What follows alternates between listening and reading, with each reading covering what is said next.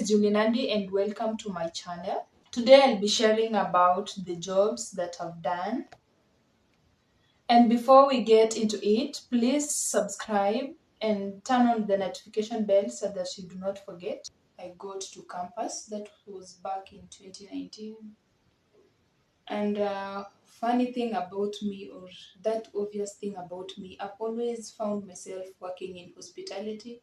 I don't know what I did to be kujipata kwa ile industry, but that has always been, nikitafuta job I always find myself landing in that industry. Sijui kama ishai kuhapenia, like whichever or wherever you're watching me from, like there's that job time uko, so like you want this job or you are looking for a job, inafika time you're like, I'm even tired of looking for this type of job ama job yenye nilikuwa nataka, let me bypass niende back to what I know or what I do best. Na ukienda hapo, that's where you get the job. Nikipata ni hivyo ninafanya no matter what. So I went back there. It was on April 2021, yes. So I did some job, nikapata ya hoteli, nikafanya a few days. Then things didn't go well. That's a story for another day. I'll keep it in detail. And so I got to, kuna job yenye sijaiwaambia nimefanya. Nishaifanya Mjengo. Kama ushaichapa mjei.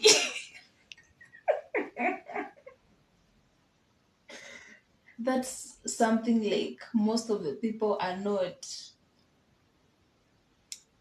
free to talk about it.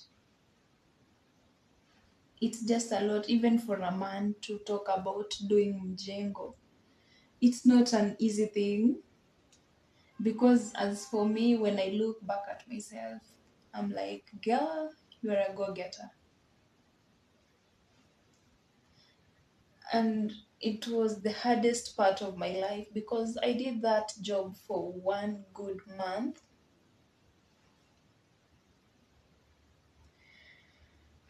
So that I could just get rent and food when I get back to school. Sometimes when I look back at where I've come from, I know like the journey, I'm not yet there, but at this place or the moment that I am right now, I'm so grateful to God. Because even for myself, I never imagined like it could get to a period or sometime in life that I will do that type of a job. I remember like when we used to go for that Mjengo, it was 6 days a week. Sunday was resting day.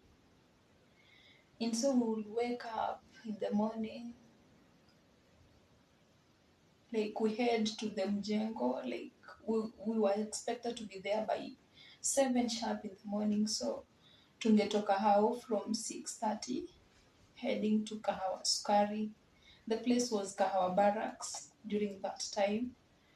So I even got to a point like lazima get pass ilikuwa your national ID card. I even lost my ID card, ikapotea hivyo.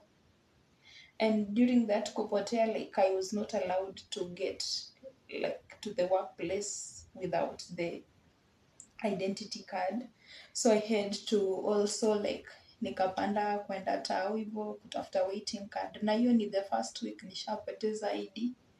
So it was like na venye nimeenda hizi school watanilipa kweli? I went back to school, and during that time it came back to bado tena 2022 I got a job somewhere. I worked in a gas and oil company for some months because I was still in school. I had to resign after working there for like 6 months. So I got back to school. It was good. It was giving me some money. Yeah, everything was nice. Then it came to that part. That was back in 2023. I got this job from a very nice NGO, and that NGO, they paid me, like, the salary was that sum of money that I've never received in my other jobs or the rest of the jobs that I've done. And given a chance, I would really go back to that if a chance arises, maybe. So I got that job. Life was good for those, because it was a contract job, 3 months. Hey, tulijibamba. I was like, so God has answered my prayers. I've been suffering, but kila kitu imekuja ikakuwa sawa. And I thought of, like, you can do some business. Hadi sikuwa na business plan, ni vitu unapanga tu kwa akili. So I got to this point, like, I had saved some money from that job, a good sum of money. So nikasema, because I was still in Nairobi, and I thought of, like, girls love these stuffs, blah blah blah, some jackets, leather jackets, some fur coats, and trench coats. So I dived back into that without a plan of what next. But I was like, nilikuwa like ile, I just want money. So my target was like, if I buy this and I sell, I get the profit. That money is really going to help me back when I go back to school. Guys, nianze kusema nilikula stock, but I was selling this type of fur coats, these sweaters. I even went nikakula stock. I took this because, like, people were not buying.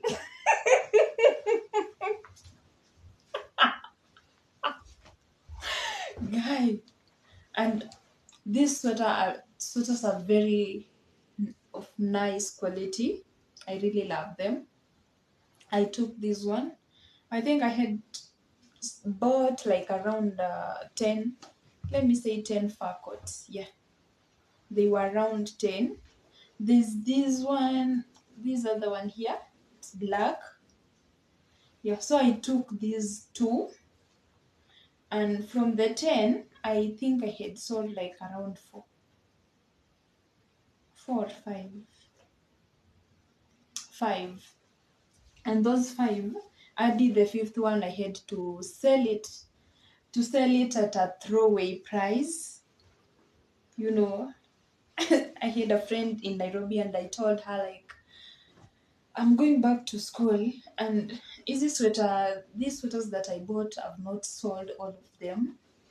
So I would like to sell one to you at a throwaway price. And she was like, no. Can you imagine, she bought that sweater with the amount that I was selling? She's such a good friend. We deserve such kind of people. And then I got like nikabakisha sweater 5, and I was like, so hizi sweater 5 unapeleka wapi manzi? And I'm supposed to go back to Nakuru. I have my other suitcase that is already fully packed. I don't have the other place to keep these sweaters. So it's either I leave them at my sister's place or nisafiri nazo. And I was like, what if nikiziacha, like, bado kuna mtu ataziuza kweli? And I opted to take those 2, the black and the one that I've showed you here. So they remained 3. Those ones nikaziacha huko, nikakuja Nakuru. And nikafika huko, and I was thinking so bad of the mistakes zenye nimefanya, money mistakes. Alafu I was selling those sweaters and I ate the money. Because, like, during that time, hadi job yenye nilikuwa nafanya ilikuja ikakuwa on hold. Like, I couldn't go back to work again. Contract imekatika hivyo. And I'm like, so what am I going to do? But at least I had saved this amount of money. I had bought these sweaters. So acha tukasonge venye katasonga. So nikakuja na hizo zenye nilikuwa nimebeba zile ndogo ndogo, but I ended up just wearing all of them. Nakula stock. So that's my story, or that was my story for today about the jobs that I've done. And comment down below kama kwa zile jobs or in those type of jobs you've ever found yourself in one, or if you can relate.